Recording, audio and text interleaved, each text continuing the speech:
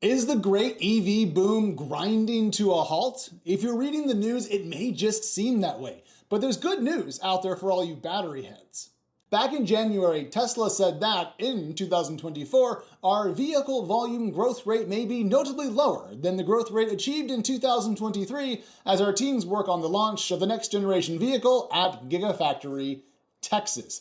And that took some folks by surprise, given that Tesla had already cut prices on its cars in recent years. Surely that alone would be enough to keep demand up? Well, as it turns out, Elon Musk's car company is hardly alone in forecasting slowing EV growth. TechCrunch has written about the great EV softening, as we put it, and CNBC is out this week with a big piece arguing that, and I quote, "EV euphoria is dead, as a great number of car companies are, quote, scaling back or delaying their electric vehicle plans." Now, sure, we've all heard that Chinese EV volumes are growing like the proverbial weed, but is there really a dimmer future out there for cars that operate on battery power instead of internal combustion?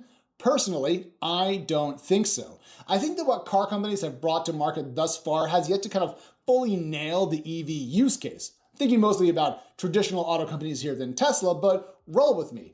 I don't think that what we should do is just take massive vehicles for folks who like to drive tanks to strip malls and put batteries in them. And that's why I think that the upcoming generation of smaller EVs are going to absolutely rip. And I'm not alone in thinking that.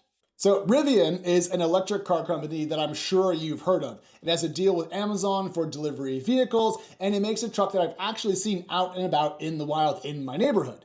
And the company recently announced the R2, a new SUV for its lineup. But perhaps more importantly, at that event, it also mentioned that it is going to build the R3, a smaller, boxy, crossover type thing that took the internet absolutely by storm. It also, I'm not gonna lie, quickly captured my heart as someone who wants a small city vehicle that runs on electric juice instead of petrol.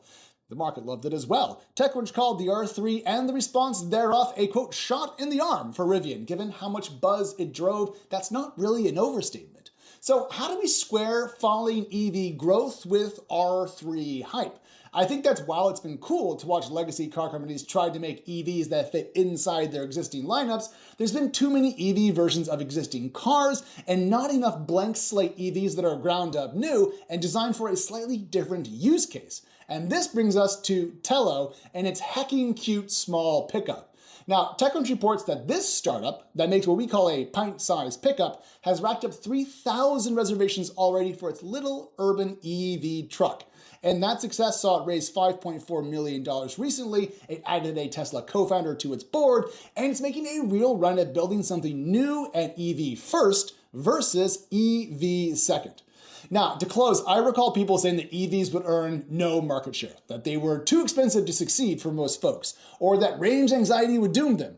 Well, now there's griping that EVs aren't growing fast enough as a segment. And all I can say to that is blah. I think that Tesla is right, that we are in between EV growth cycles, but also that what's coming up for EVs is more exciting than anything that has come before, from big companies like Rivian and startups like Telo alike. And I am so here for it.